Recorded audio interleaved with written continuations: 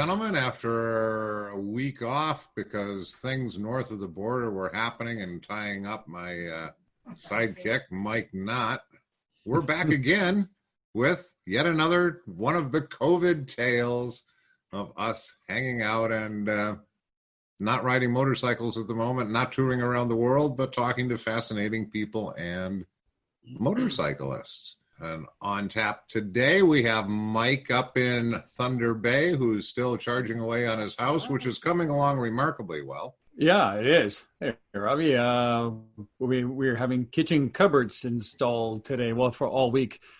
Excellent. Flooring next week. So I'm just sitting here after a long day, enjoying Hardee's, a glass of red wine, Hardee's. And we have two guests today.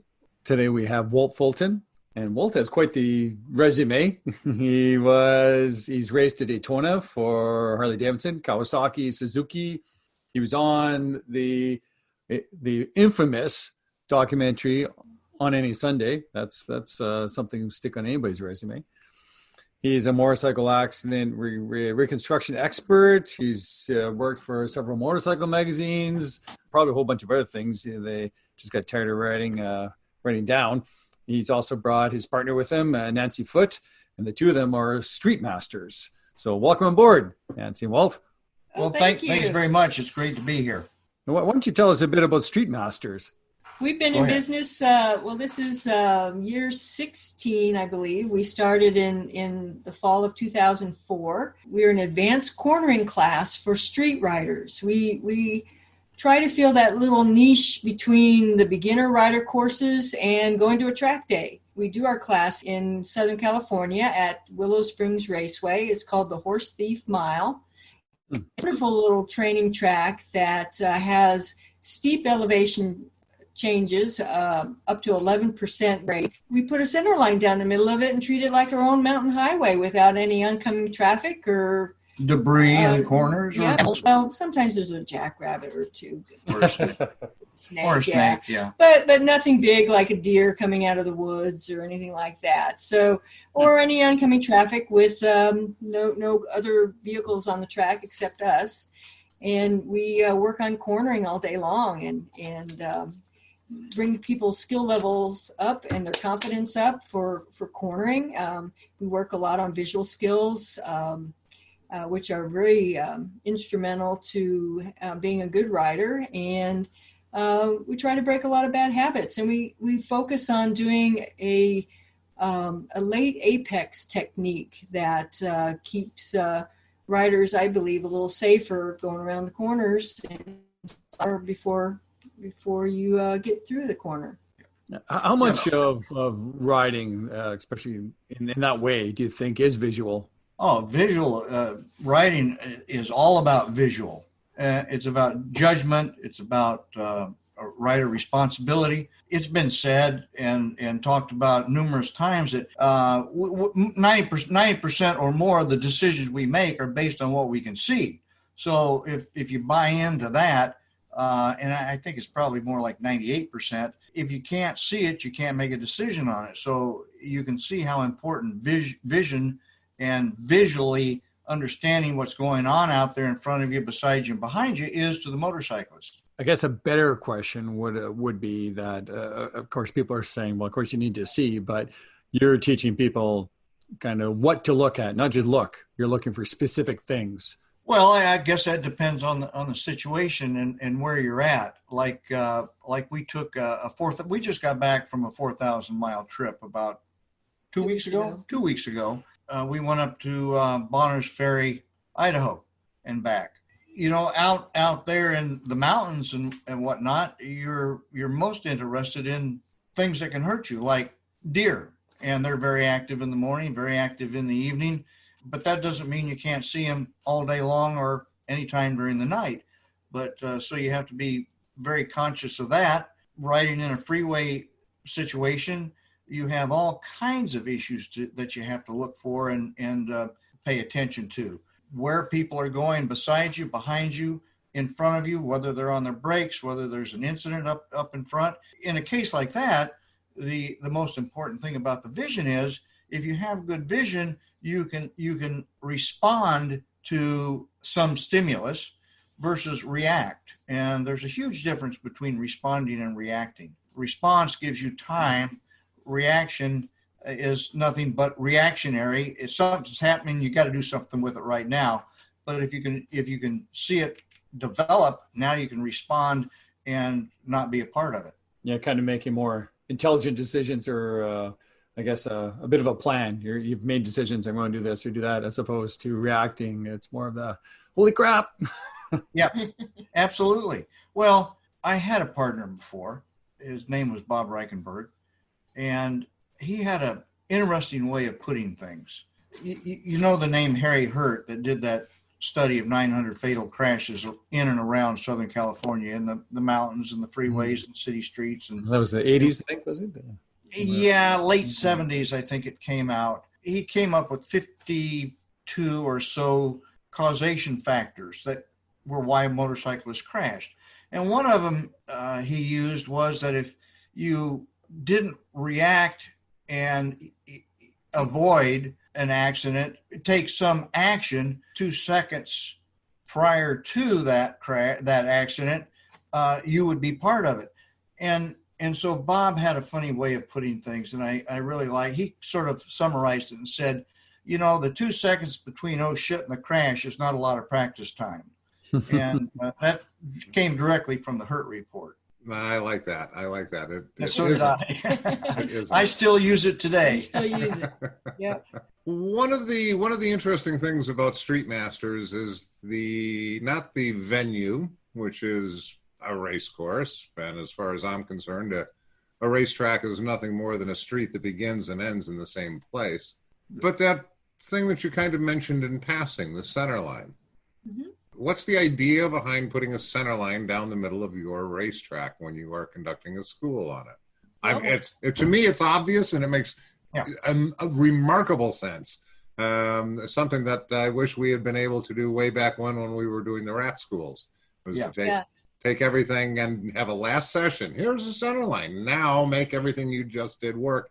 And here's what does and why. And here's what doesn't and why. Well, we decided early on we wanted to make this as much real world as we could, and putting the center line down the middle of it and working with that all day long makes it just like what these road riders would experience all day long. We're not a track school, and we're not doing a track day. We're not going that fast. And actually, all day long, the fastest we'll go is 45 miles an hour. So it's not about the speed.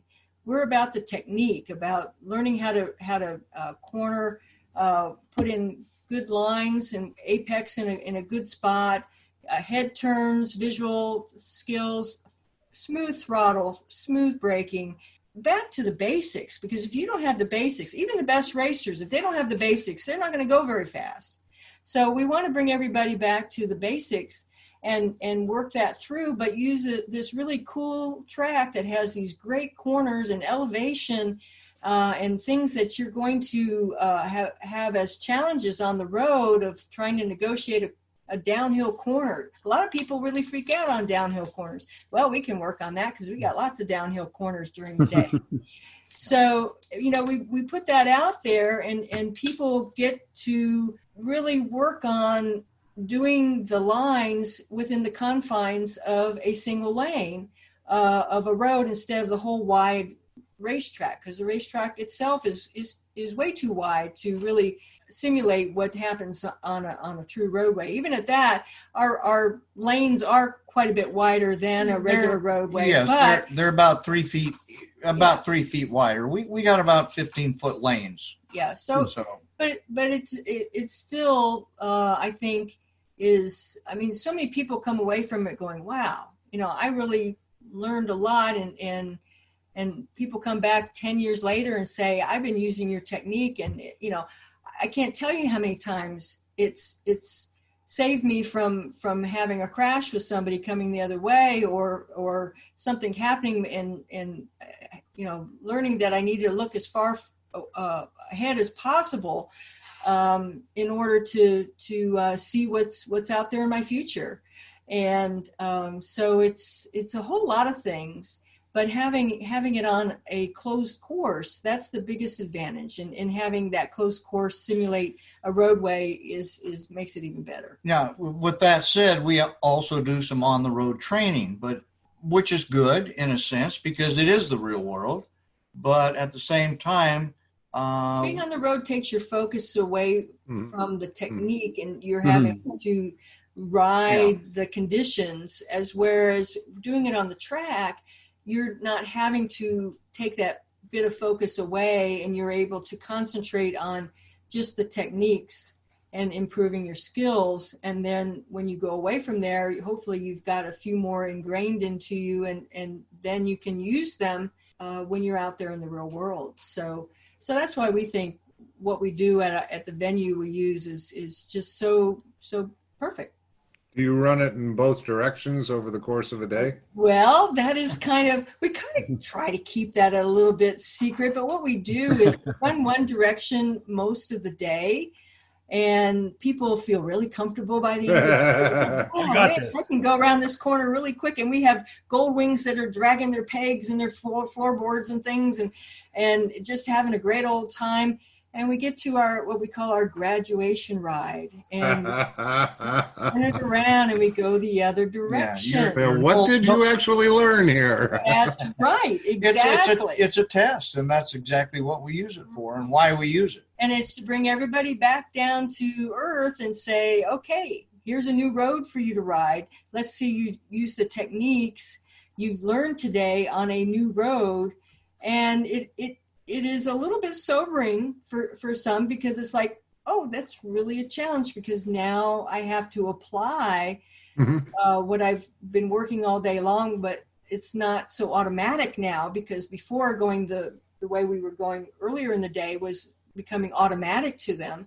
Now they have to make it work before they go home. So it's really a nice, sobering, bringing down to reality kind of a exercise before we send them home. Yeah, that's cool. That actually is a really, really, really good idea. It's a good way to do it, because that's the important thing with so many of the schools. They are taking place in conditions that aren't real world, and that is an advantage on a racetrack in the sense that you have a much safer venue, and you can pay attention to and focus on the things that you're trying to get across. And on the other hand, it isn't the real world. So once people get out there, it's difficult for many people to put forth what they've learned and interpret it and put it into the real world. So that's a great way to do it. It's a great way to get them thinking a whole lot harder about what they just learned. I actually prefer teaching on a closed course as opposed to the street, simply because there frankly are so many unknowns on the street. I generally try to ride. We have a couple of roads here that nearby that I use, and they are twisty, windy, very challenging.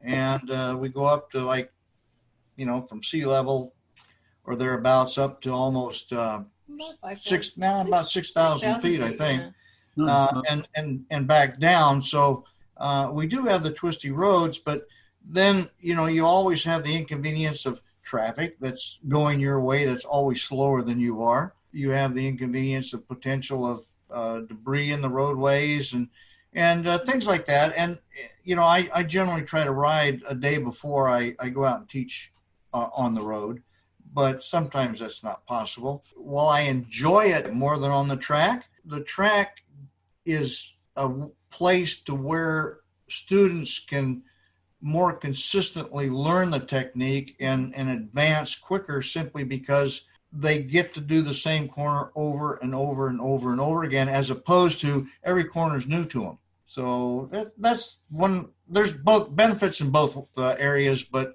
from an instructor, I prefer the track or closed course, but as a rider, I prefer on the road.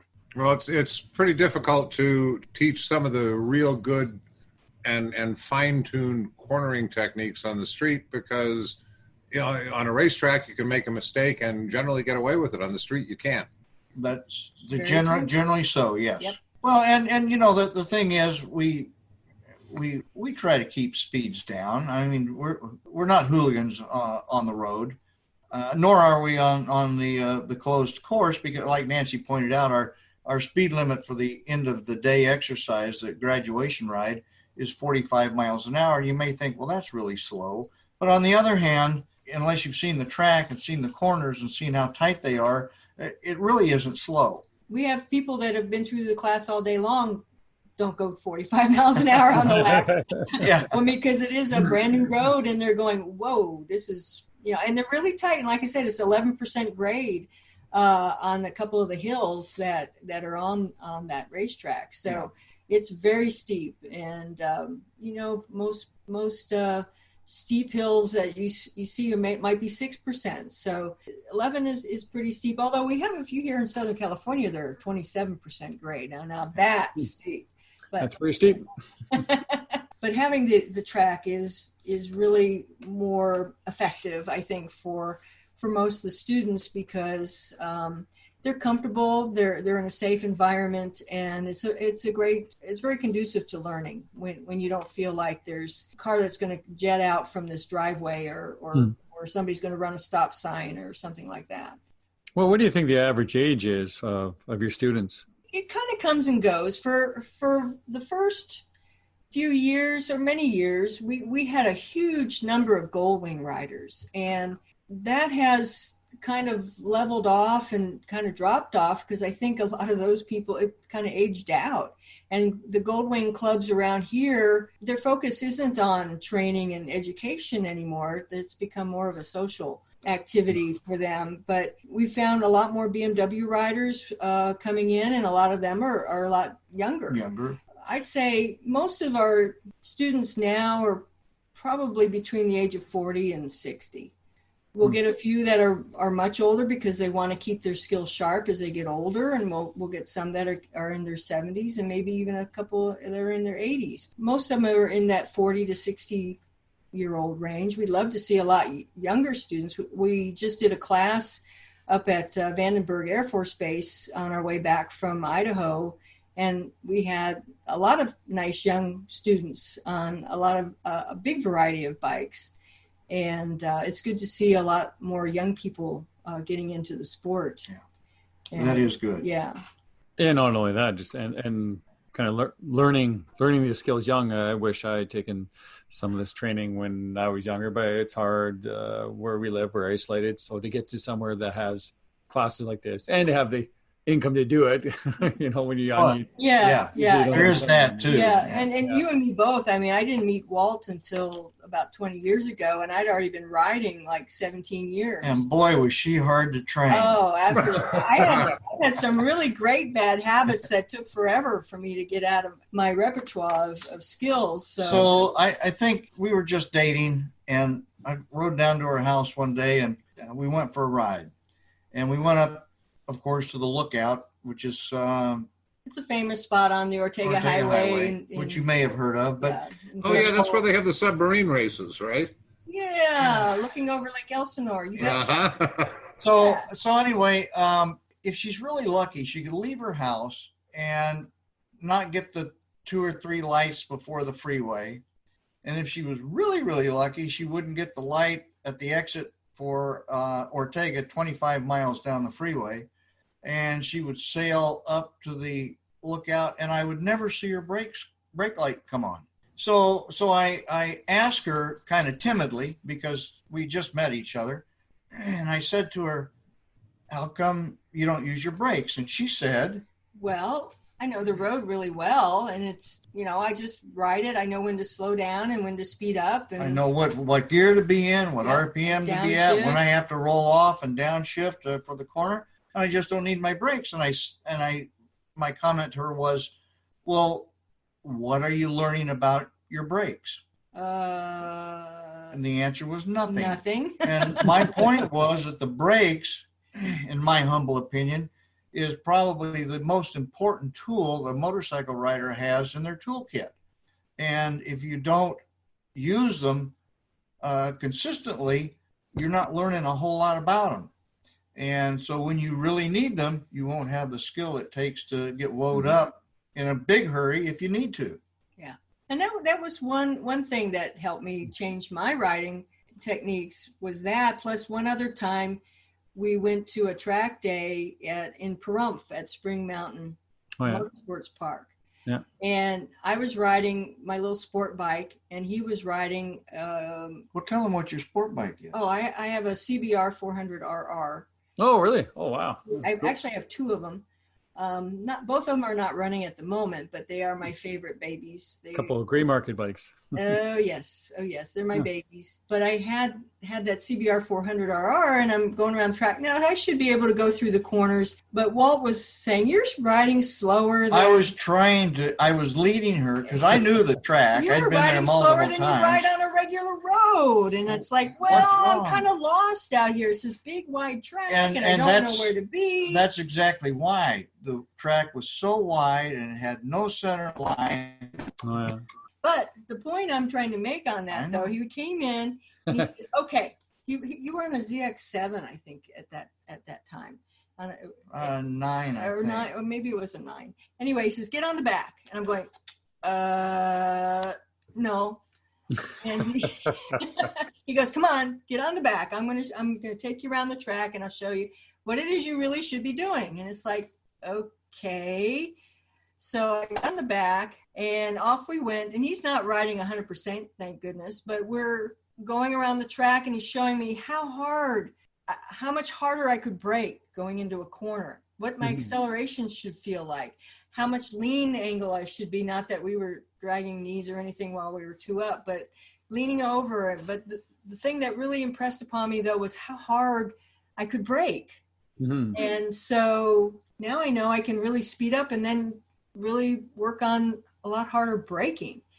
And it really, it was what people would call a paradigm shift, because it really changed how I thought about what it is I should be doing. It wasn't just kind of going along like I did on the Ortega Highway and just kind of coasting my way through life, but I needed to speed up to get to the next corner, slow down for that corner, and then get on the gas going through the corner and out of the corner. And so it's really interesting. I've wanted to do that with a few friends, exactly that. Like, why don't you jump on the back and just, here's what we're going to do. Like you say, you're not going ballistic fast, but just to see where try and show them where they should be braking, where they should be looking, going through the turn.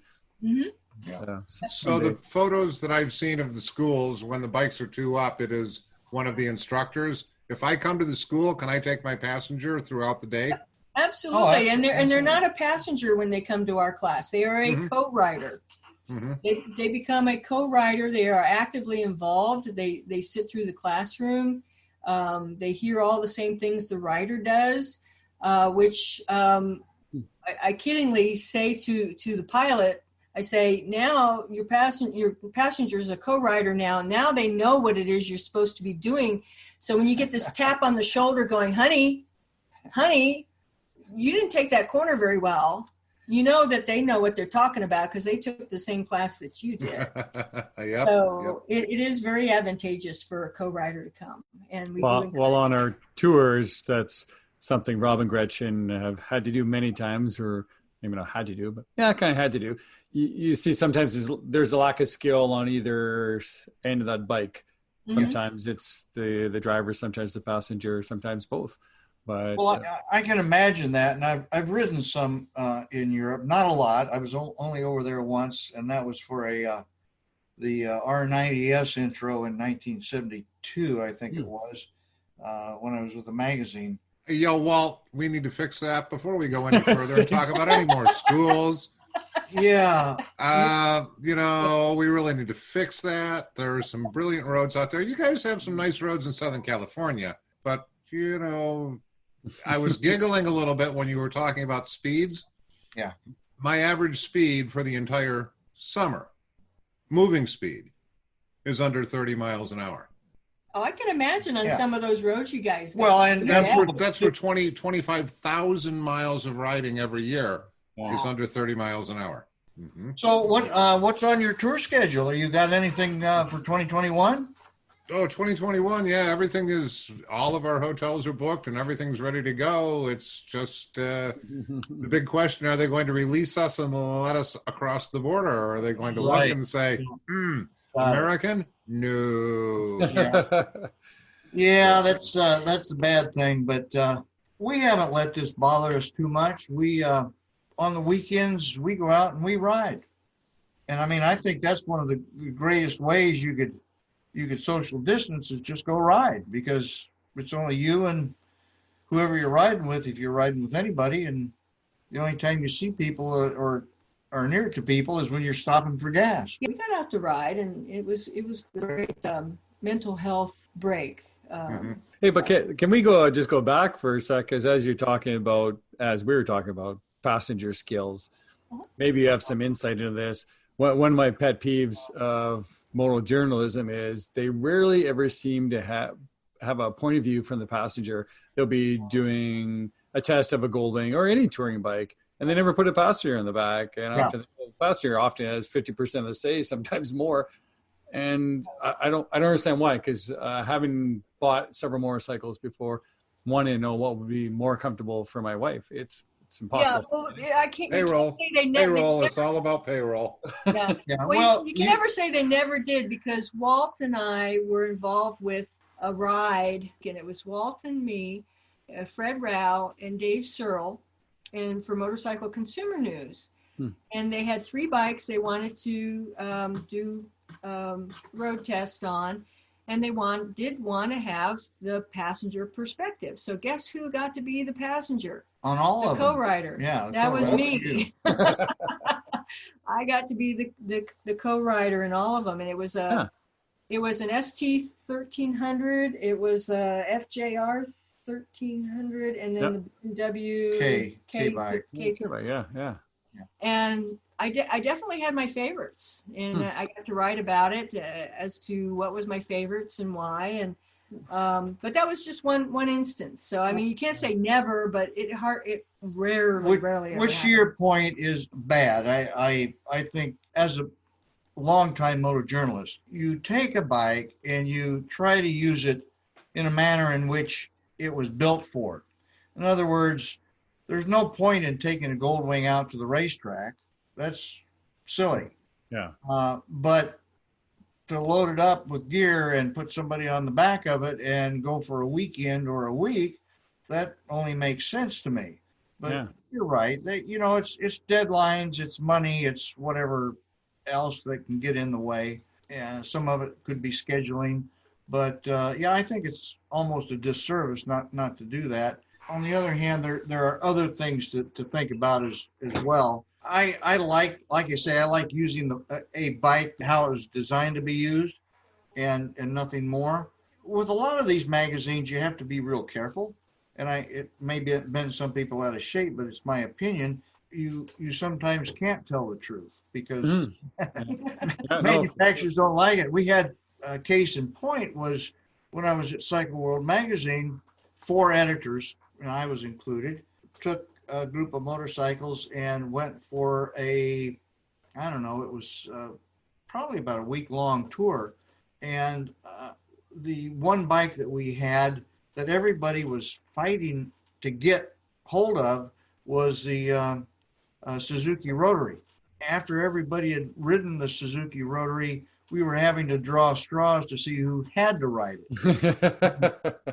But be that as it may, we didn't say too many bad things about it in the road test, but Suzuki was really unhappy about it, and they let us know that.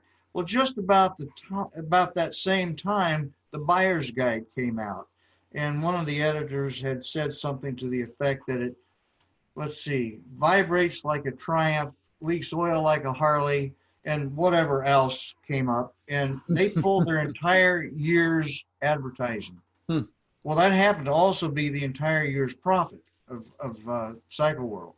Yeah. And so months later, we retested it. One of the editors took it on a multi-day touring trip and basically said, the sky was blue, the clouds were white, the grass was green, horses in the field. Gosh, it was a great day. And oh, by the way, we rode a Suzuki RE5. I think that's what it was, the rotor. That pacified him, and we got the advertising back. That's one of the reasons I like working for motorcycle consumer news because it had no advertising. It was customer based. Yeah. And the one thing I really liked about it is you could tell the truth. I mean, it was just a hoot doing that. Yeah, I loved it. What a when refreshing change, eh? Oh yeah, it was. I loved it. Many people love to hear an opinion as long as they agree with it. Yeah. Exactly. Have you conducted the Streetmasters at race courses? I shouldn't say race courses, at private venues other than Willow Springs?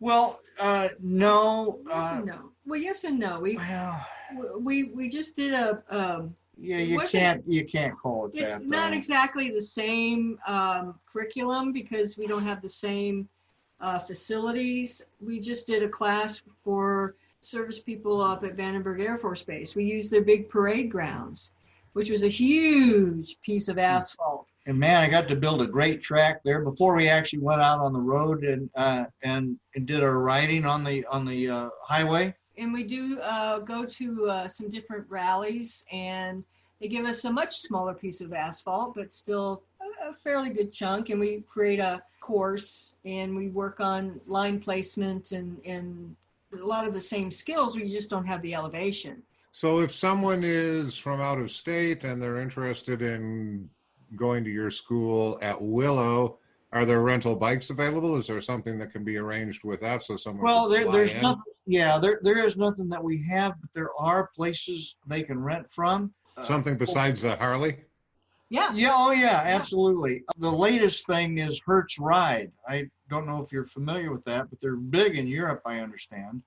But you can actually rent a motorcycle from Hertz. Do you know anybody that's yet done it? Yes, I do. Okay. I Because had in Europe, I couldn't find bikes when I started to look. really. It was there. It was advertised all over, and when it was time to actually say, "Where do you have bikes?" Yeah. That was a lot of advertising and very few pieces of machinery. Now, Interesting. they've got them housed, at least two of them I know about. Maybe and a third one. They're basically at BMW dealerships.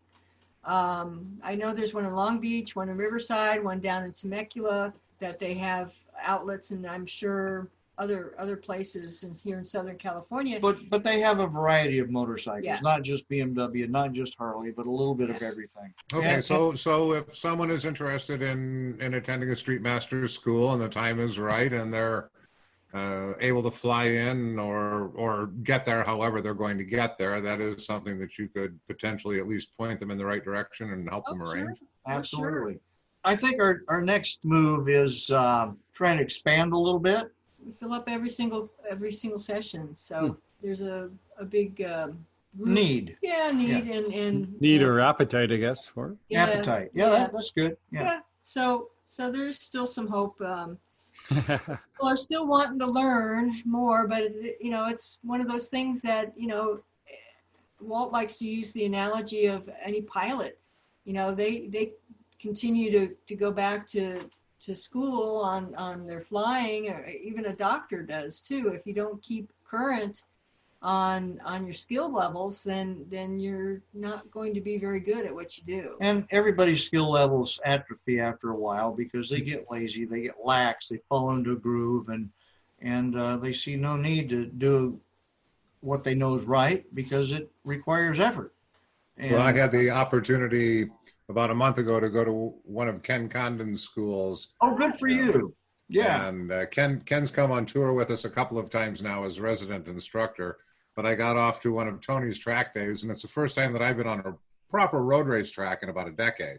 He laughed and pulled me aside and said, this isn't 1985 and you're not road racing like that anymore. There are new styles and things that you need to learn. So here, let's start to work on it. Well, old habits are hard to break, and again, to that point, it took me the longest time to actually get my butt off the saddle, my knee on the ground. It took me forever to do that, and I finally did it one time up at Pahrump, and it was like, holy mackerel! Yeah, I like this. Well, and the funny story is about that is he's gone back to racing. Walt's been racing ARMA now for the last 6 years or so. 5 or 6 years, yeah. Yeah, and he races a 350 Sprint Aramaki. When he had his leathers created for this bike at Bates Leather Company, they said, well, do you want knee pucks? And he goes, no, when I used to ride this thing back in the day, I never dragged my knee. In fact, the only time I ever dragged my knee was when I was falling down. So no, well, about the second practice at Miller up in Utah, I came down the front straightaway and flicked it off into the left-hand hairpin turn and instantly stuck my knee on the ground and didn't fall down. Yeah. Had to take it back to him and have him put. Yeah, things are different these days. Yeah. Tires work a little better. Everything Yeah. is. As an instructor and a lifelong motorcyclist, and when I say lifelong, I started riding when I was 7. My father was in the industry. Among other things, he won the inaugural 1951 Catalina race. He was instrumental in bringing American Honda in the country in 1959, and then Suzuki in 1964. So I come by motorcycles naturally. I have been around them my whole life, and with the exception of a couple of forays into other things, I've been in the motorcycle industry my entire life, either as a factory racer or as a journalist or working for an OEM. But if there's one thing as a longtime motorcyclist, and when I say that, I'm talking about just not years, but I quit counting at about a million miles. So I think now I have somewhere in the neighborhood of 2 million miles under my belt. And the point I'm trying to make is that even today, I learn things. In fact, not this year because of the COVID thing, but last year, by March, I had been to 3 training classes. And even I go back and learn things, or go in for a tune-up and have people evaluate, when I say people, instructors evaluate me on what I'm doing. And it's just like any racer, any boxer, any golfer, they all have coaches. And the unfortunate thing here in the United States is that most people think that once they got their license, that's all there is to it. Let's go ride. Well, there's a whole lot more to it than that. And you, as a rider, owe it to yourself and your family and friends and your workplace to continually strive to be better. In fact, the best that you can be. And it always helps to go back and get a tune-up every couple of years on the outside. I think that's a huge problem with driver training, rider training, is that I've had this type of conversation with other people. And it often goes back to, well, if I should be driving that way or riding that way, why didn't they teach me that in driver training? And I said, do you think that was it? Like you took that course, you're done, you know everything there is to know. Like if you and Michael Schumacher were on the racetrack, you'd be even. You've passed grade 3 math. Right. You're certified to ride in the parking lot is what you are. So that was a math class. You've got grade 3, or maybe you passed grade school. You still have high school. You could go to college, university. You could get a doctorate. You've got the very basics. They teach you enough to, like you said, to navigate a parking lot, and you stop learning. You figure, well, that's it. I'm good. Yeah, and that's really unfortunate, and consequently, I think our crash statistics show that. They're horrible. If you could somehow get people to understand that, you have a responsibility to other road users and like I say, family, friends, and work, and always work at being the best you can be. Don't be complacent. Don't be satisfied with that, and that's all there is. I'm not going to learn anymore. So how do you think technology is affecting your classes? I don't think technology is doing much one way or the other. One of the questions I always ask, how have you gotten into ABS? There's a few people that raise their hand. And then I said, how about front ABS? Again, one of the causation factors that Harry Hurt came to is that in braking, braking is characterized by underuse of the front brake and overuse of the rear brake. And even with all the electronic wizardry that we have today, that still seems to be the truth. And even though you might have ABS, you still have to know how to brake. properly in order to, because you're not going to get into your ABS every single time. Talking about the braking, I remember I read that's a few cars coming out now or that are out now. They have sensors to detect how quickly you hammer on the brake pedal, because it's the same thing in cars, and most people are not applying the brakes hard enough in a panic situation. So there's a number of cars out there that will apply the brake fully if it thinks that's what you want. There's all these algorithms and everything to detect that. And I was talking about that to some people, and they said, "Oh my God, like, how dumb is that?" And I said, "Well, yeah. When was the last time you hit the brakes in your car as hard as you could? Like, have you ever? Like, ever?" And they've stopped. So you could be the exact same person. And I'm not saying I do it every day, but so, yeah, like when you don't practice these skills. Well, and that's it. Practice. Again, about the brakes being the best, most important tool in your toolkit is that how many times do you practice making an emergency stop? Yeah. Most people don't do it at all. And the first time they do it in the real world is when they have to do it. So that's one of my big points right there, is that you need to practice it, because it's a whole lot different using your brakes at 60 or 70 miles an hour than it is at 20 or 25 at your basic class. Mm-hmm. And it's also a whole lot different when you're using your brakes at 100% of what you've got. Because you need it. And that's the problem that we run into all the time. How many people here have actually practiced braking? Not a hand goes up. Yeah. Not a hand. Nobody. Well, listen, you really do want to. You really want to get familiar with that right now, because you're about to get into a variety of things where you just might need to know it. Yeah. And then at the end of the tour, how many people practice their emergency braking?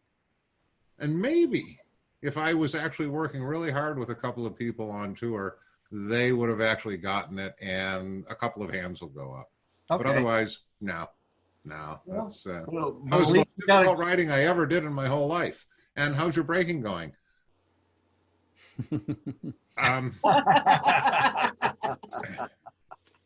Exactly.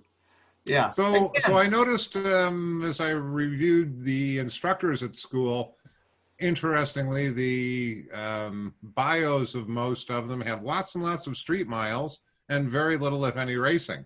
Quite interesting, because you're teaching street courses, but you're actually teaching them with very accomplished street riders. How sensible.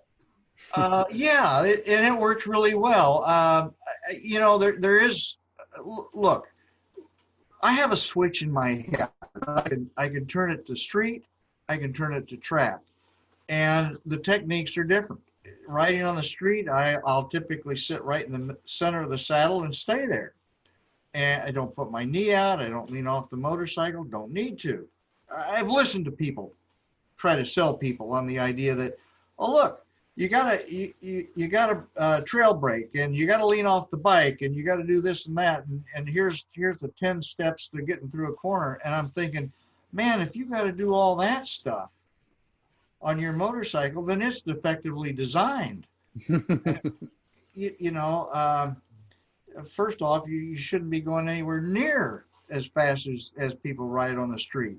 And you shouldn't be leaning off your motorcycle and trying to put your knee out on the ground, because, again, conditions change so quickly in the street versus the track. There's no consistency to speak of when it comes to the street. The track is very consistent. Same corner, same surface every lap. You know where the corners go. There's nothing to hit. There's no oncoming traffic. There's great big gravel pits for you to tumble in. But out in the street, there's light standards and guardrails and drop-offs and oncoming traffic, and they can all hurt you. So you need to have a little restraint out there in the real world.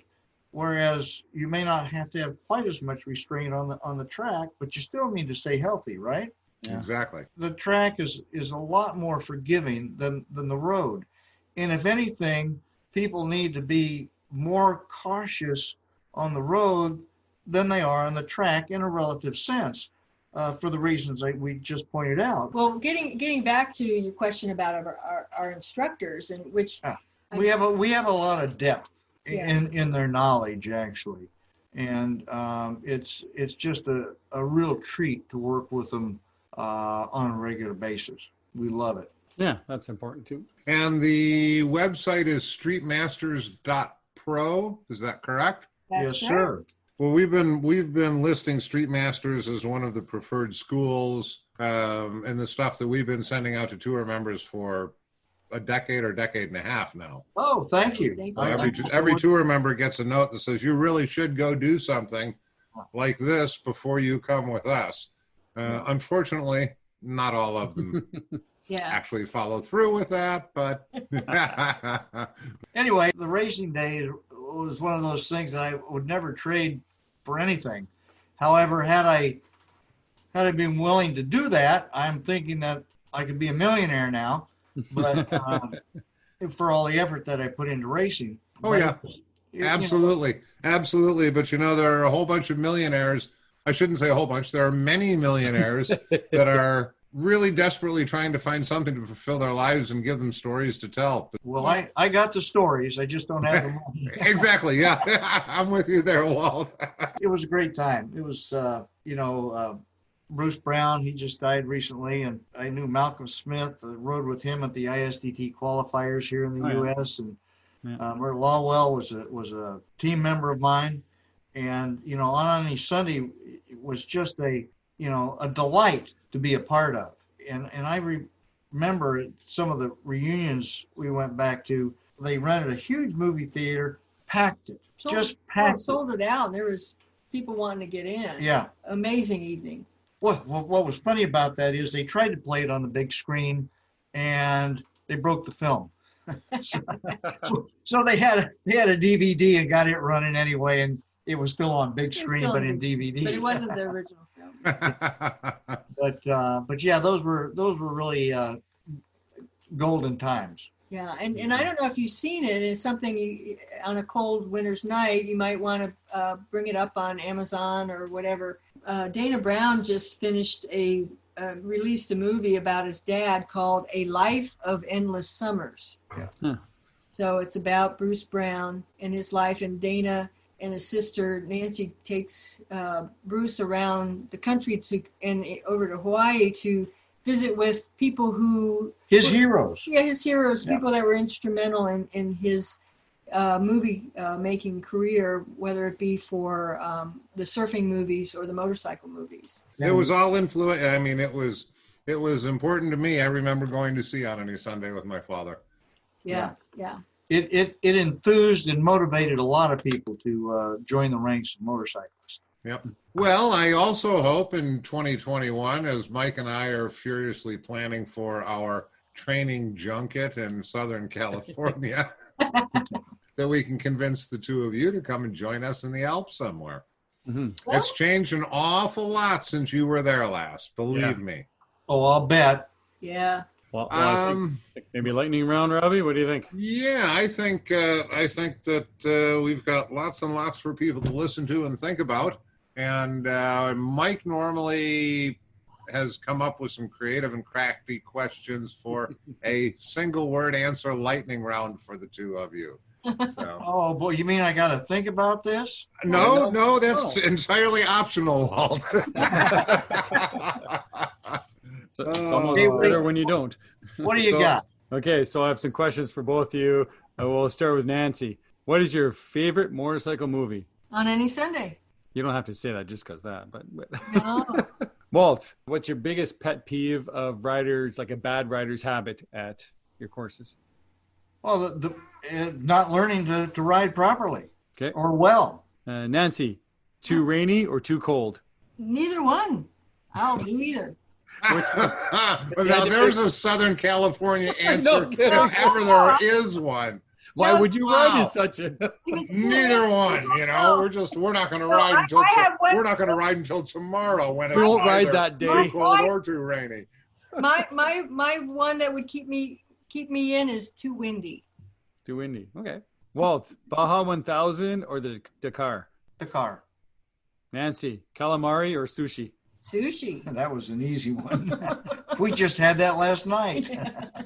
Walt, fastest bike you raced? Well, it would have been the H1R. Okay. Nancy, left-hand turns or right-hand turns? Left. Walt, Miguel Duhamel or Scott Russell? Duhamel. Nice. Okay, well, that's all I got. All That right. was easy. I actually, He used to race with Miguel's father. yeah, Oh, Yvonne? really? yeah, The Yvonne, wasn't it? Yeah. yes. We were good friends. He's quite a guy, I'll tell you.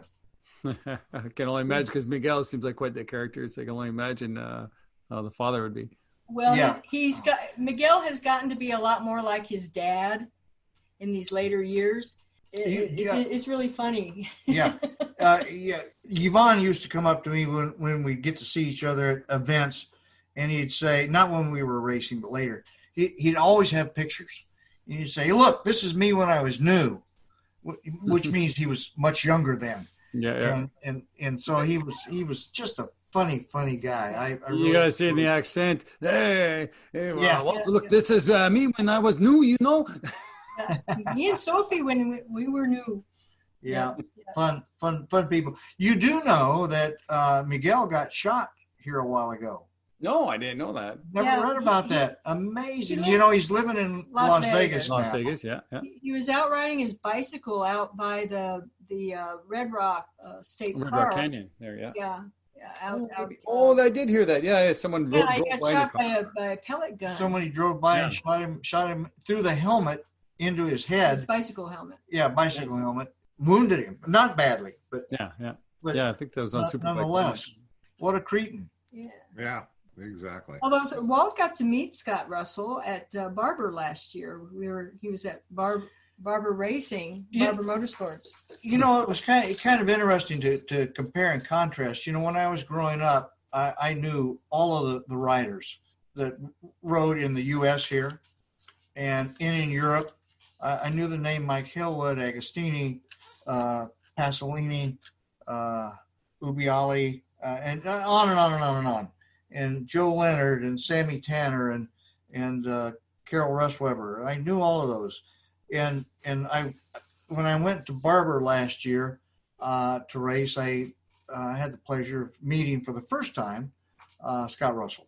And Nancy mentioned something about me racing and At Daytona. at Daytona and one thing and Of course, another. And Scott Russell is Mr. Daytona. yeah, and so he had no clue who I was. And he was apologetic about that. He Yeah. says, he says, honestly, he says, I apologize because when I started racing, I had no historical knowledge of any other racers. I just started racing. I really liked it. I was good at it. And I just moved forward from there. From there, yeah. And he wasn't involved in motorcycling really that much beforehand. So Yeah. he really had no knowledge of the history. I think he's one of those riders that was a really fast street rider, gets on a racetrack, is even faster, and all of a sudden he's on board. Yeah. But he was a very nice.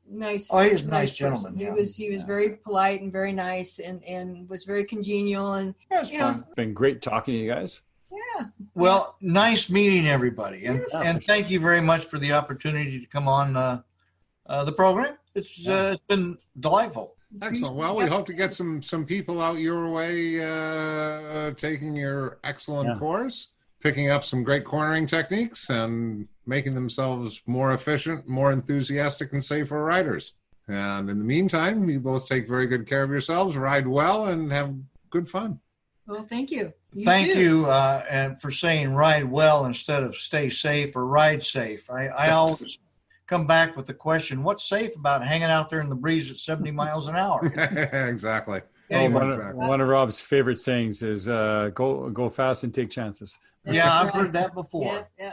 And And ride well. and y'all, thank you very much. Appreciate it.